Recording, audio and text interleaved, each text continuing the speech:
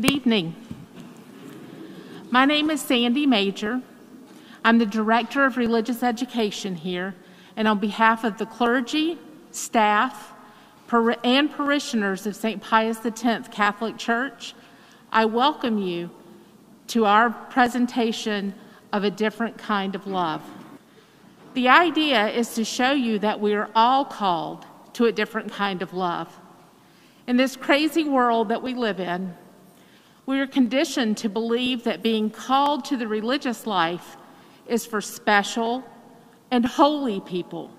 Believe me when I tell you that we are all holy. Just remember that the meaning of holy is to be set aside for God. All too often, we are led to believe that there are fewer vocations now than in the past. That simply is not true. God is definitely calling. However, our young people are not taught to listen, and we fail to encourage them to consider the religious life. Hopefully, these stories will encourage young and old alike to do our part in promoting vocations. Finally, I encourage you to always remember and never forget that God never calls us to remain within our own comfort zones. If you are feeling a little uncomfortable with what you believe God is calling you to do, perhaps He is also trying to teach you to trust Him. We pray that everything you hear tonight will assist you in discerning your unique vocation within your unique life. So, welcome again tonight. Let me once again welcome you. I have notes for mine, not because I don't know my story. I think I know my story better than anybody. This is because I need something to help me stay on point. Last time I told this story, my vocation story in its entirety, was at a all-school mass at my last assignment, and it was at a daily mass. We had, the mass starts about 8 o'clock, daily mass, the school mass does, and so the kids come in. For the homily, I give this vocation talk. Typically, a daily mass is over by 9:30. About halfway through my homily, halfway through the story, oh, no, I got one on. I'm using the deacon's mic, thank you. About halfway through the story, I see the pastor come out the back of the church, and he's like this, like mouthing at me. I'm like, oh my gosh, what? He looks so upset. It can't be me. I didn't say anything bad or scandalous. And so I just kind of, whatever, he's just cranky today. And so I continue on with Mass. Get done with Mass, I get back out there, to greet the kids as they leave, and he goes, what in the world is wrong with you? I said, what are you talking about? You didn't like my vocation story? He goes, no, it was fine, but it was too long. It's 9:30. Daily Mass took an hour and a half that day. The kids missed their first 2 classes of school, so they loved the story. We missed our staff meeting, the whole 9 yards. They were not happy. The teachers were very upset. So I need to stay on point. I promise this will not be an hour and a half long. But my story starts at a very young age. My story starts when I was about 5 or 6 years old. So I don't remember that age per se, but so some of this stuff in the beginning of the story is things that people have told me, family members have told me, or things I've seen on home video, When I was about 5 or 6 years old, that was the first time I ever said that I wanted to be a priest. And for as long as I can remember, from that point until a little later in life, I would say that. That was all I wanted to do. I wanted to be a priest. I grew up in a very Catholic household, very supportive family. We went to Mass every Sunday, all the regular Catholic stuff, very devout, all the things you would see, Catholic families doing. That was us. And so for me to say I wanted to be a priest at 4 or 5, for whatever concept that is for a child, a 4 or 5-year-old doesn't know, 5 or 6-year-old, doesn't know what that means when they say, I want to be a priest. They don't know the nuances of that. I don't even think some adults know what it means to say, I want to be a priest for that matter. But for all it was worth, I thought it was fine. I didn't think nothing of it. That's all I wanted to do, was to be a priest. And people would say, well, why do you want to be a priest, Adam? Why do you want to do that? And I would tell people, because in my head at that time, I'd been surrounded by very holy men, right? People that I saw as good priests, happy priests. I loved my parish priests growing up. And so when people asked, why do I want to be a priest? I looked at that as they are the closest people to God. And so I said, I want to be a priest because they're closer to God than anybody else. Now, that's nothing against you all. You guys are very close to God, I'm sure. But for a 5-year-old, that's what I saw in my mind, and that's what I wanted. I wanted to be that. And like I said, for years, I didn't think anything of it, right? It was in fourth grade, when I was in fourth grade, I learned that it was different. That saying you want to be a priest wasn't the same as saying, hey, I want to be a doctor, or hey, I want to be a cowboy when you're 6 years old, or a space astronaut or something like that. It was different. And so we had an assignment, and I learned this a little bit the hard way. We had this assignment where we had to write, color a picture in the fourth grade of what we wanted to be when we grew up. And so I drew this picture of what I wanted to be. I drew a picture of the only church that I had ever been to at that point, and that was St. George in Noonan, at least the one that I could remember. And I drew the altar, I drew like the windows, a cross, a little man there holding the cup and the bread and all that kind of stuff. I drew Mass, is what I drew.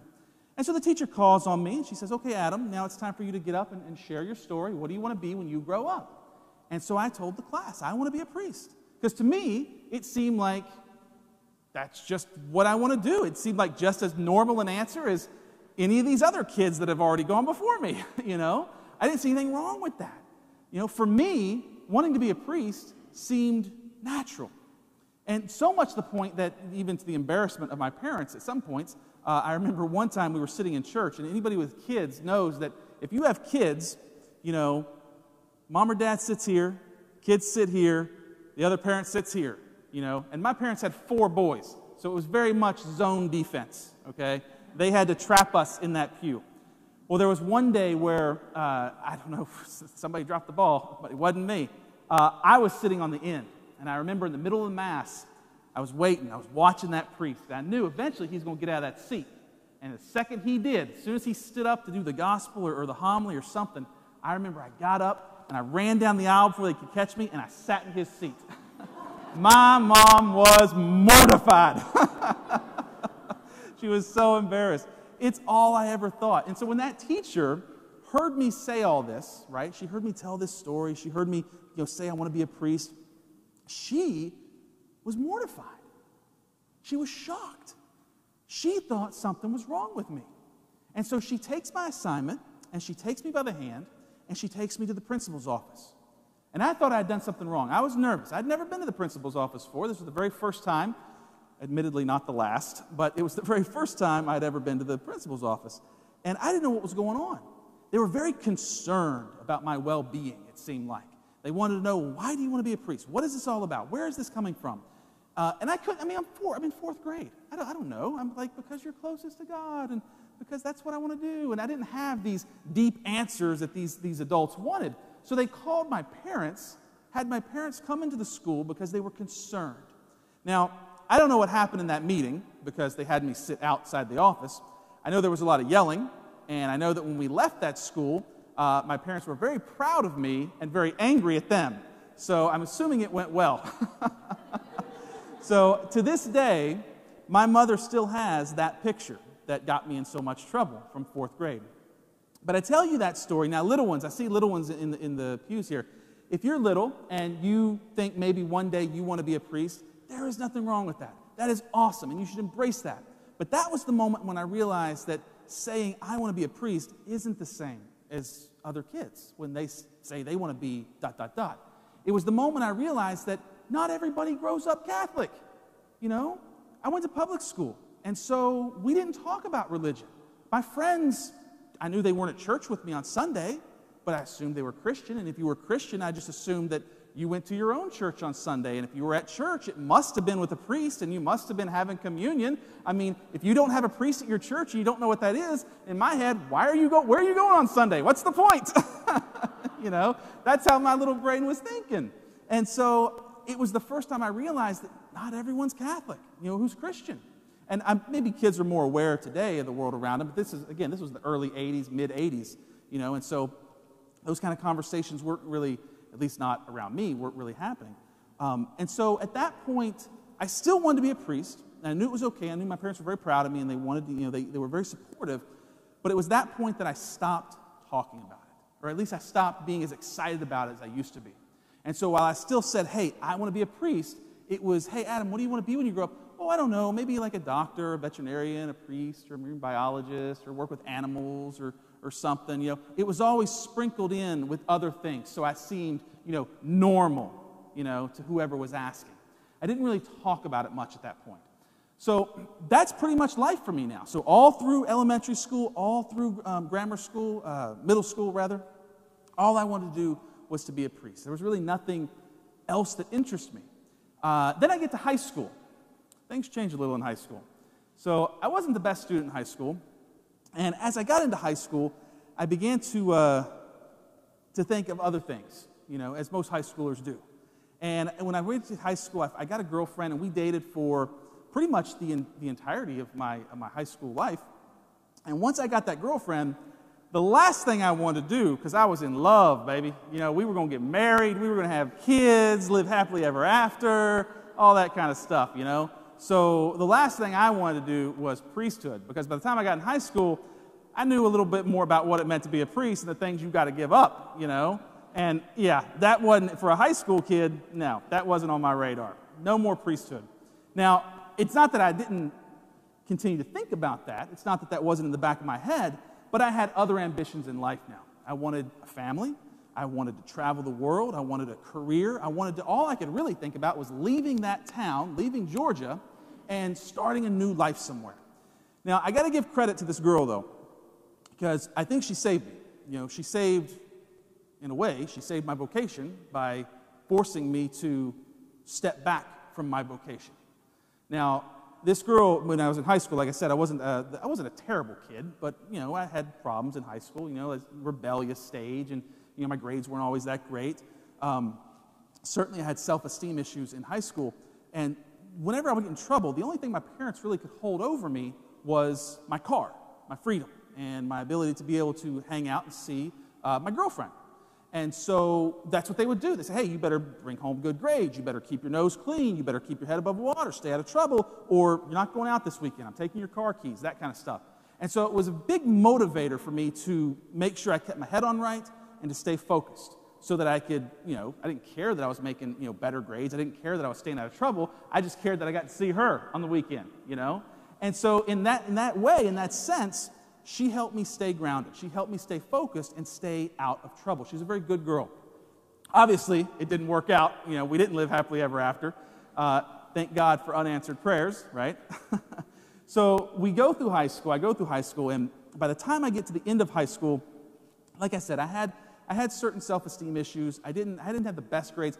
I didn't think I was smart enough to go to college. I didn't think I was that good. I didn't think I could handle it.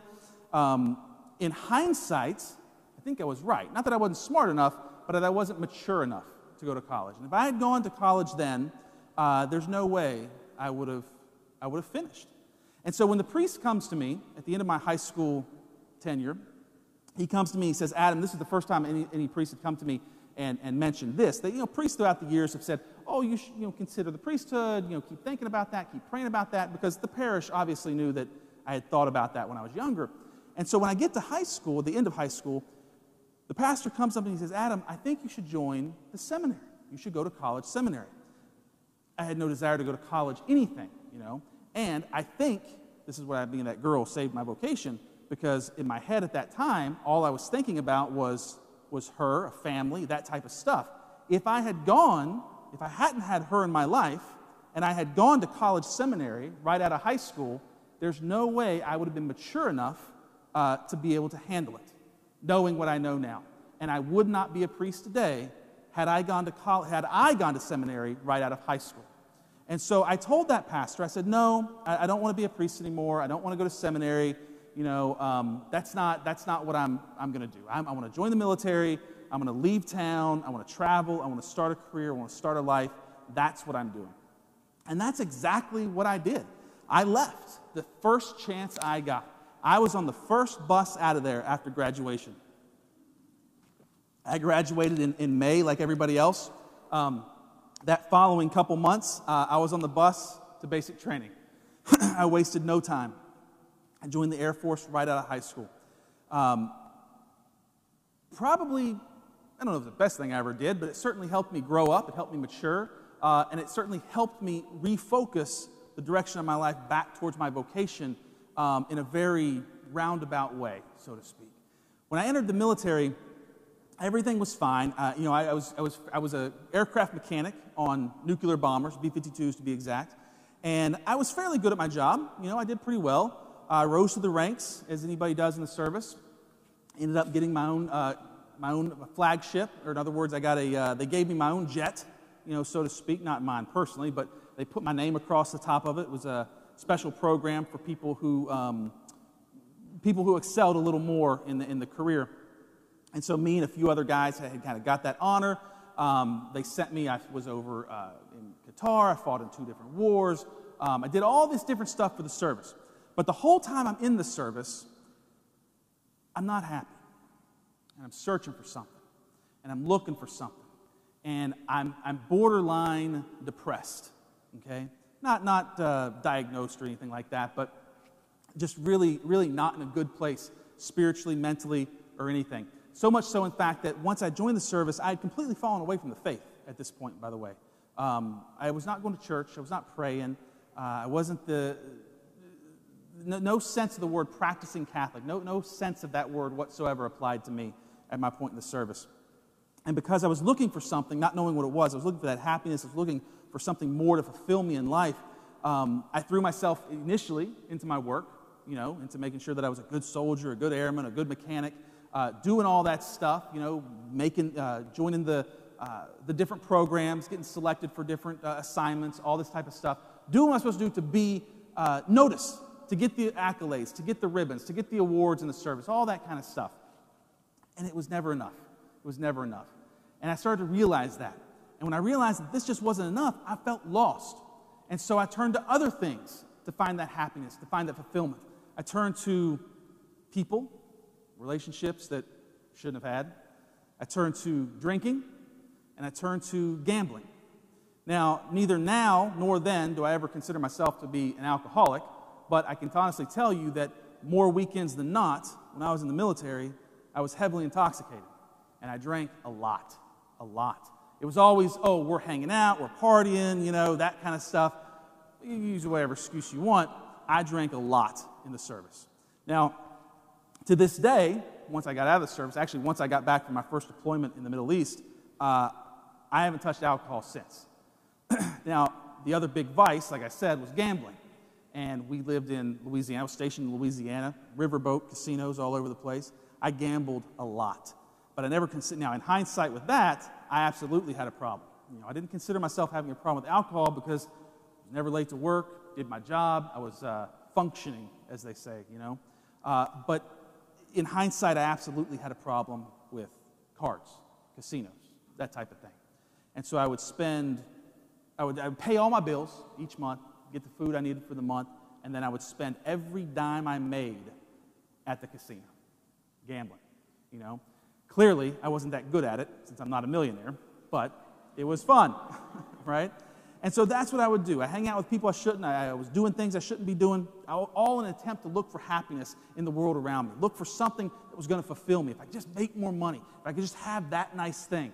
I remember one weekend, me and some buddies, we were down at the river, and one of my friends had a jet ski that he had bought, and we were taking turns riding it up and down the river. So it was a blast. It was so much fun. And I thought, you know what? That's what I need. I need a jet ski. So I literally left that day and dropped $8,000 on a credit card to buy a jet ski because I thought that's what was going to fulfill me. That's what was going to make me happy. That's what was going to, make me accepted with all my peers and stuff like that. Worst purchase I've ever made. Don't get me wrong, super happy, right? Had a blast that summer. Never wrote it again. Never wrote it again. Because that was the thing. I would turn to the drink. I would turn to the gambling. I would turn to buying material possessions, looking for that happiness. And you know what I'd find? I found happiness. Yeah, I was a pretty happy guy when I was drinking. Absolutely, But then the next day would come, it wasn't so great, right? I was a pretty happy guy when I was winning on the tables. But then when you're losing, not so much, right? Not so much. I was pretty happy when I had those new things that I was looking for. Then that newness wears off, right? And you're back to square one. That happiness, that fulfillment that I was finding was fleeting. It was never sticking around. It was all constantly constantly going away. I'd find it and it'd be gone, no matter what. And so I lived like this for years, it seemed like. And I finally realized that, look, after my last deployment to the Middle East, I came back and something clicked in me. And I don't know what it was. It wasn't like this epiphany that I had. It wasn't, I don't know. I can't explain what happened from that moment coming back from that assignment. But I got back. I never drank again. To this day, I don't drink. I never gambled again. To this day, don't really gamble. And I cut ties with a lot of unhealthy relationships. And I realized when I got back that I can't do this. I can't do this for the rest of my life, searching for something that seemingly can't be found. And so I didn't know what to do. I didn't know where to turn. All I knew for sure was that I didn't want to live the rest of my life in the service, in the military. Nothing against the military. I have no regrets about joining whatsoever, but I didn't want to make a life of it, a career of it. And so I had made up my mind that I was definitely getting out of the service. I was in for 6 years, and so about the 5-year, 4.5-year mark, 5-year mark, I had made my mind up to leave. I had no idea. It was the most terrifying thought of my life because I had no discernible skills. I never went to college because I didn't think I was smart enough at the time, right? I didn't have the confidence to go out on my own. Now, the confidence and the intelligence and all that certainly changed. My confidence was much better at this point, probably borderline arrogance at that point in my life. So it's the other end of the spectrum at that point. But I was terrified, There's not a lot of skill sets for crew chiefs, mechanics, for nuclear bombers in the civilian world, You think, you can go work on any plane. No, it doesn't work like that. You can't. Just because you worked on one plane doesn't mean you work on them all. So I was terrified of the thought of getting out of the military at 25, 26 years old at that point and not knowing what to do, not knowing where to go. And so, like I said, at this point, I hadn't been praying. I hadn't been attending Mass for 5, 6 years now. And so I said, you know what? I'm going to go to this church. I happened to be driving by. I passed this church down in the bayou in Louisiana where I was at. And I pull into this parking lot and I walk in and just think, I'm just going to sit here and I'm just going to pray a little bit about this. Now, these 6 years had gone by, and no, I didn't want to be a priest, okay? That wasn't a thought in the forefront of my mind, but it was always a thought in the back of my mind. I never had forgotten that that's what I'd always wanted to do as a little boy. But by the time I got to be an adult, the thought, reminiscing, thinking back to, what do you want to be when you're little? I want to be a priest. I chalked that right up to, that's just a little boy's dream, how many of us grow up to be what we say we're going to be when we're little? You have the accountant who, when he was little, wanted to be a cowboy, or the CPA who wanted to be a astronaut, I just chalked it up to that. I just wanted to be a priest. That's not something that was really attainable. That wasn't a realistic thing for me to think back then. But that thought, that memory, kept nagging at me. And so I pull into this parking lot of this church, and I'm sitting there, and it just so happened that this priest is hearing confessions.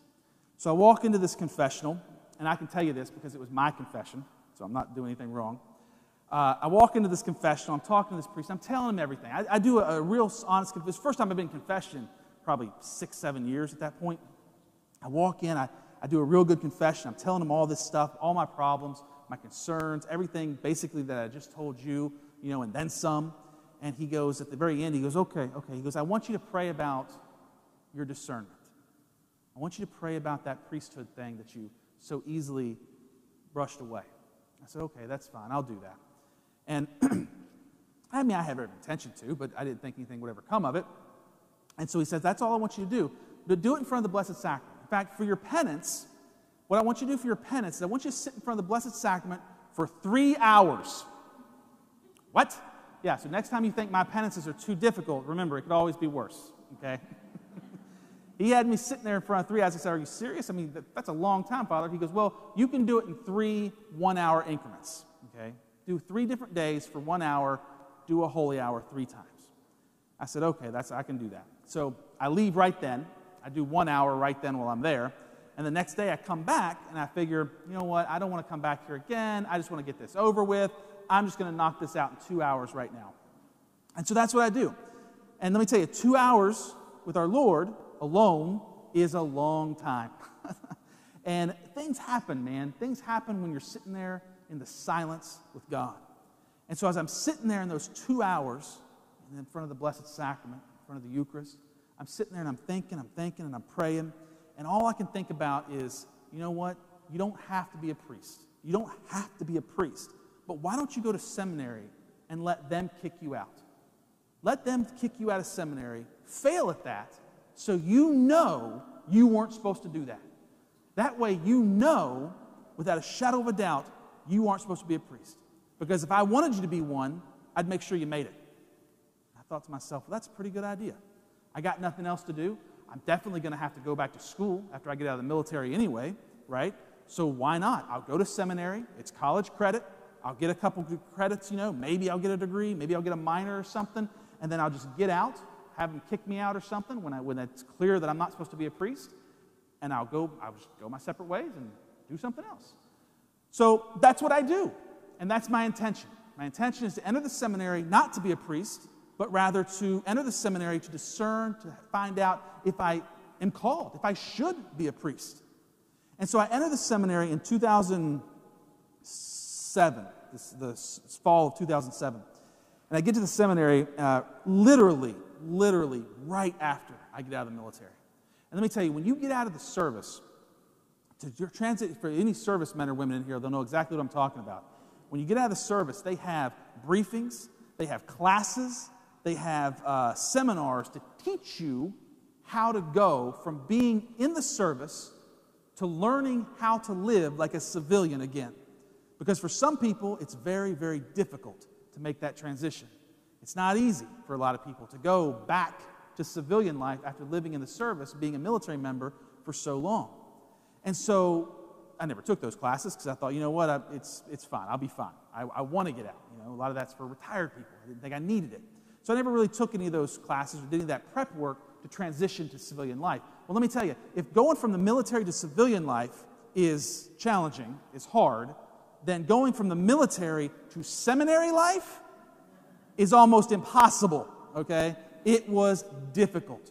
Because when I got out of that service, when I got out of the military and I entered the seminary, they accepted me immediately. That wasn't an issue. They absolutely accepted me in the seminary, and they said, okay, I joined with Atlanta and then switched to Chicago, came back to Atlanta. That's why I'm here now, but that's a story for a different day. But when I entered, they said, okay, you can go to Chicago, Loyola University, St. Joe's College Seminary is on the campus of Loyola University of Chicago, or you can go to the seminary down in Louisiana. I said, oh man, that's perfect. I just left Louisiana. I said, send me to Louisiana. All my military buddies are there. All right, yes sir, Chicago it is. They said, not a chance are we sending you to Louisiana. So they sent me up to Chicago, and I was there that first year at Loyola University. So if you don't know how seminary works, some seminaries are on regular campuses, other campuses, like Notre Dame University has a seminary, Loyola has a seminary, and some seminaries are their own entity in and of themselves. St. Joe's wasn't like that. So St. Joe's College Seminary was about 30 guys that lived on the campus of Loyola University of Chicago. So we attended classes with all these other regular university students. Now, for somebody like me, 25, 26 years old, right out of the service, had fought in 2 wars, did all this stuff in the military, I get out of the service, no college education whatsoever, so what does that mean? I got to start at the bottom, which is fine. I got no problem with that. I have no qualms with starting at the bottom and working my way up. But I start at the bottom with who? Who are the people that are starting college year 1? Kids, children, high schoolers, okay? I'm in class with a bunch of people who just got out of their first prom, and I'm 26 years old, okay? It was challenging, to say the least, okay? Very, very challenging. So much so, in fact, that I quickly began to think that I had made a grave mistake. It was very, very difficult for me to live that first year in seminary, that first semester, so much. So much so, in fact, that about halfway through that semester, I said to myself, this is wrong. I've made a mistake. I had no idea what seminary was before going into it. I mean, I knew what it was, but I had no idea what it was like. I didn't have that, courtship process, so to speak, like somebody like Father Juan would have had, as they prepare them to come into the seminary. I didn't have that. I went straight from the military, started classes in seminary. That was it, you know. So it was very much of a shock to me, culture shock. It was very, very difficult. And so about halfway through that semester, I told myself, I'm done. I'm leaving. But I'm going to wait out the semester. I'm not an idiot, okay? I knew I didn't want to be there, but I wasn't stupid. I was going to wait that semester out and get my credits before transferring to another school. I wasn't going to leave halfway through and lose all the work I'd already done. So I said to myself, because it's your first year of college, so these are basic intro-level college classes. There wasn't like seminary-specific classes I was taking just yet. So I tell myself, I'm done, I'm leaving. That's what I'm doing, and that's what I start to do. I don't tell nobody, though. I don't tell anybody about that. So December rolls around, I'm finishing up exams, getting ready to get out of school. I'm packing up. Everybody's packing up for Christmas break. I'm packing up for permanent break. I'm packing up everything. And as I'm packing my stuff, I'm thinking, okay, I got to tell somebody eventually. I got to let somebody know that I'm not coming back after Christmas. You know, this is it. I'm just not cut out to be a priest. And the rector comes in. The rector, if you don't know what a rector is somebody, amongst other things, somebody that runs a seminary. So the head of the seminary, the priest, Father James Presta was his name, actually, and I attribute a lot of my vocation to him as well. He's a very good man, very holy man. He comes in, he gathers all the seminarians up. He says, okay, everybody needs to come down into the meeting room. There's about 30 of us or so. He sits us all down. He said, we just got news that there's been a very generous donation made to the seminary, and with very specific instructions for what to do with that money. And we thought, oh, that's good. You know, they're going to buy a new statue for the chapel, maybe a new altar, you know, or something, or put carpet or new kneelers, something like that. We thought it was going to be something nice, you know, in our prayer space. And he goes, no, it's nothing like that. He says, this person donated a very large sum of money, and they have offered, and we have accepted, to take every single seminarian on a spiritual pilgrimage to France over spring break. All expenses paid, free. I thought, wow, spring break, that's after Christmas. Well, I think I owe it to the people of God to stick out a whole year. I said, no, I want to go to France. So I came back after Christmas break. Literally, and I will admit, for a very selfish reason, I just wanted to go to France. And it was a spiritual pilgrimage. They hit all the holy sites in France and everything culminating in Lourdes, Our Lady of Lourdes, that pilgrimage site where our Blessed Mother appeared. And so we're getting ready for that. And I said, okay, I'm going to come back. I'll go to France. I'll do that. And then I'll leave at the end of the year. That way I'll have a whole year under my belt of college. And then I'll come back to Georgia, transfer to a school down here, and call it a day. Figure something out and start my life.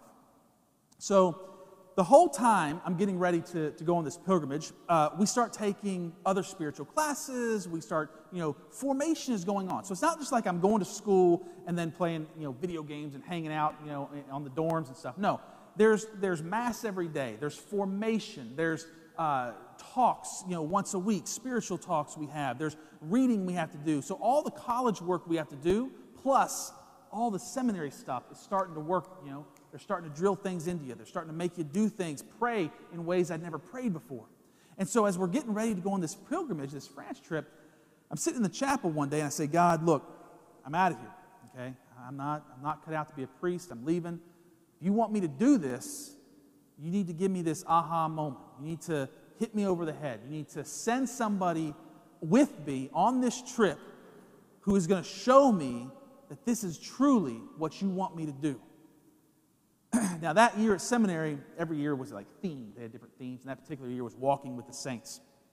And I had been given a job of putting together like a slideshow or a little video thing or something about all these different saints and kind of for some presentation or something for some talk that somebody was doing.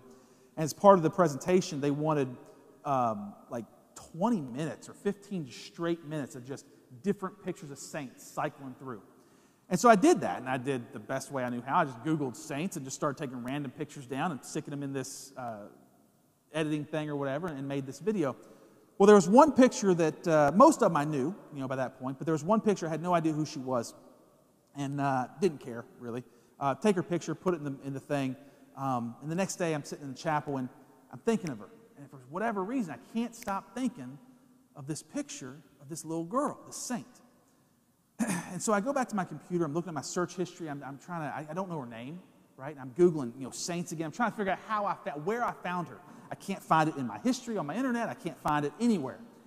About 2 weeks later, I see a book in one of the chapels, and it's got her picture on it. I'm like, oh my goodness, that's her.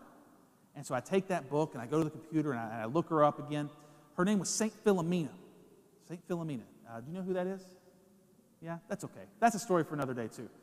Phenomenal saint. Phenomenal saint. So I found out who her name is, and I'd been thinking about her. I said, well, I was kind of like praying to her a little bit here and there, asking for her intercession. Nothing major. It's not like I wouldn't say I had a devotion to her or anything like that. But I just learned who she was, right? I learned her story, who she was, how she died, why she was a saint, all that kind of stuff. And then we go to France. We're on the plane, and this whole time I'm praying, God, you need to send me somebody. You need to send me somebody, or I'm leaving. I'm leaving the seminary, okay? So we land in France that first day. And the first thing we do is we head straight to Ars. Ars is the place where the body of St. John Vianney is. St. John Vianney is the patron saint of parish priests. I'm thinking, this is great, God, thank you. Parish priest, patron saint of parish priests. Who better to walk with me on a journey when I'm doubting my vocation than the patron saint of parish priests? And so we get to John Vianney's place, and it's beautiful, it's gorgeous, absolutely amazing. I don't really feel anything for it, though. It's like, okay, he's there, it's whatever. And up there on the ceiling, I get to the altar, right? So it's this huge cathedral-style church, and you get to the altar in the middle of this church, and you look up at the ceiling. There's this gorgeous dome on the ceiling, and inside this golden dome is this beautiful mosaic, different scenes all the way around.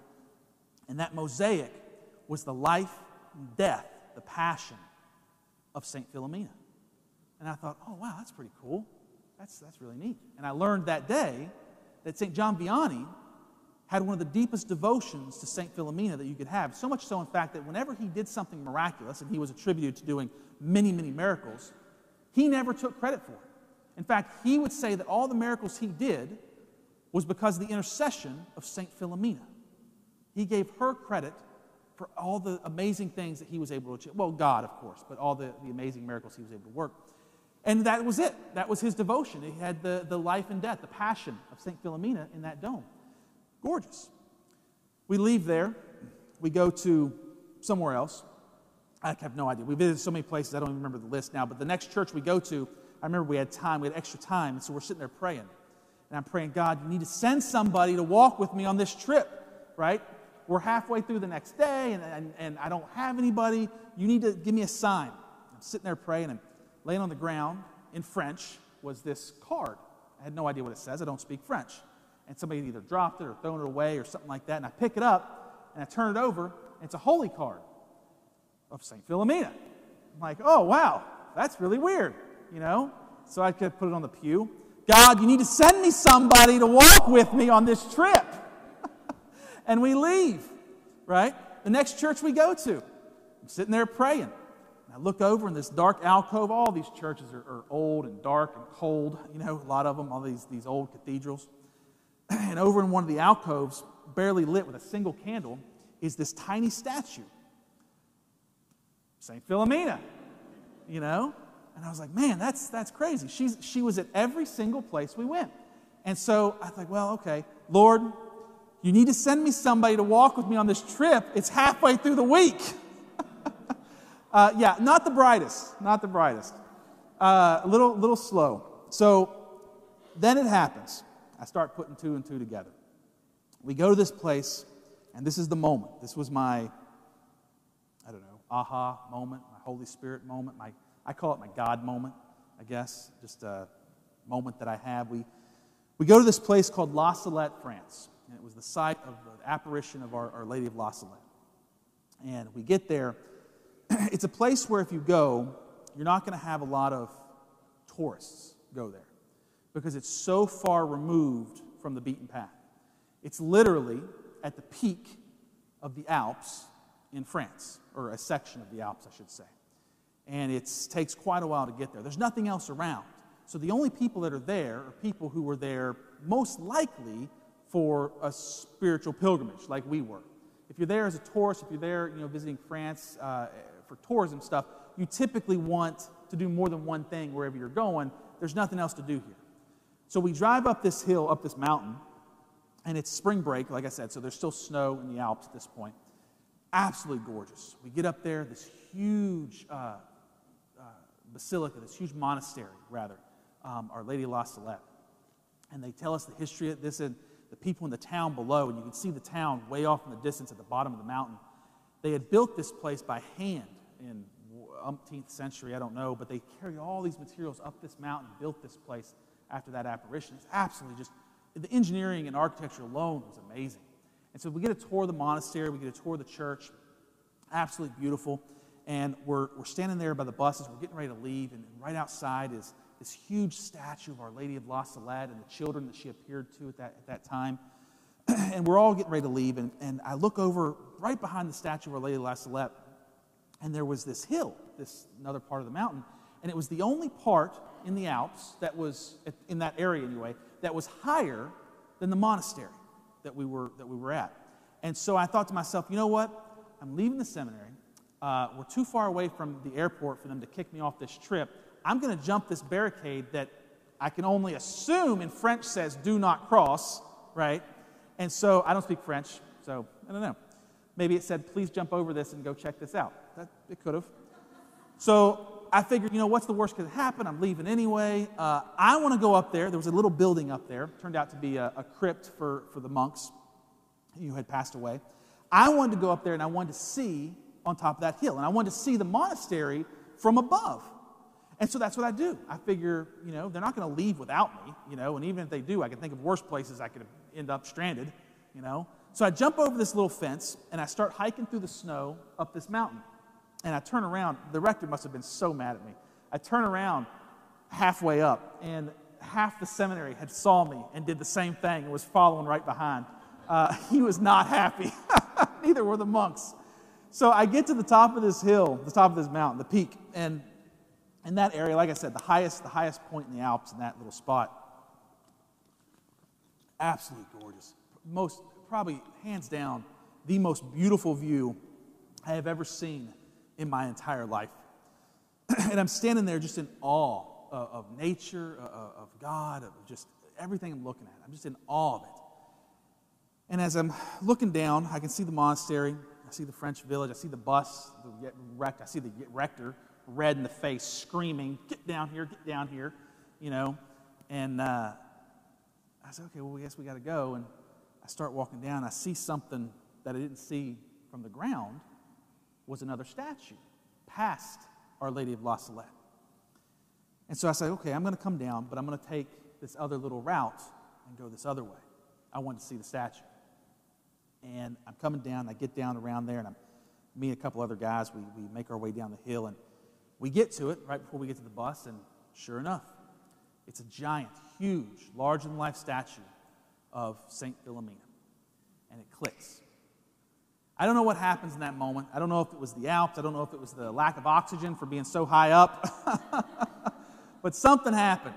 Because as I'm standing there, staring at this statue of Philomena, and as I'm standing there, the statue is literally with the backdrop of the most gorgeous, gorgeous scenery I've ever seen in my life.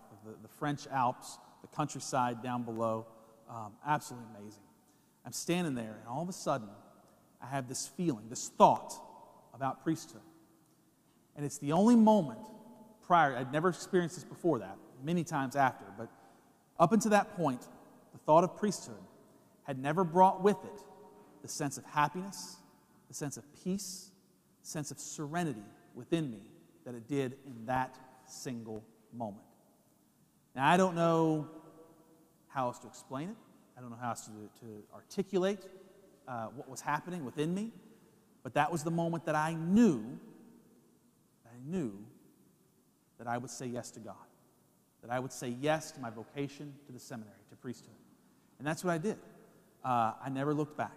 From that day forward, I devoted myself completely to becoming a Catholic priest, a priest of Jesus Christ, and I had the deepest of devotions to St. Philomena. I finally got the hint. I had the deepest devotions to her from that point forward. If anything, I think that my story, my vocation story, as they say, the rest is history after that. I never looked back. And I've never been happier either. Everything that I think this is really what I take away from my own story, and maybe you do too. I don't know. I hope you do.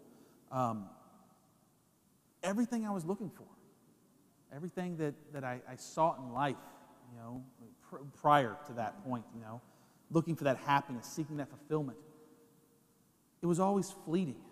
Like I said, it was never permanent. And this was the first time that I felt a sense of permanency in my happiness, in my life. And it's because I stopped trying to find something, and I started allowing God to give me something. He had been trying for decades at that point to show me what I was looking for. He had never left me. I left him, right? And it took that time away to realize what happiness was. And happiness for me, I think for all of us, is when we cooperate with the grace of God. How can anything ever find true happiness if we're not doing what we were created to do? And doing what you're created to do means cooperating with God, answering that vocation in your life. And that's where I found myself. That's where I found my vocation. That's where I found my yes, my fiat to God, so to speak. That's where I found my happiness, my serenity in priesthood, was with St. Philomena at the top of the French Alps. So, with that, thank you for listening to my story. That was not an hour and a half, so I left a lot out. But you get the gist of it, That's it. That's my vocation story. Like I said, the rest is, from that point forward, it was all gung-ho, straight to ordination, So, yeah. Thank you very much. I'm going to stop, though, and I'm going to turn it over to Matt Howard, our seminarian, who is still working on his vocation story and has a story of himself to tell. So, thank you very much.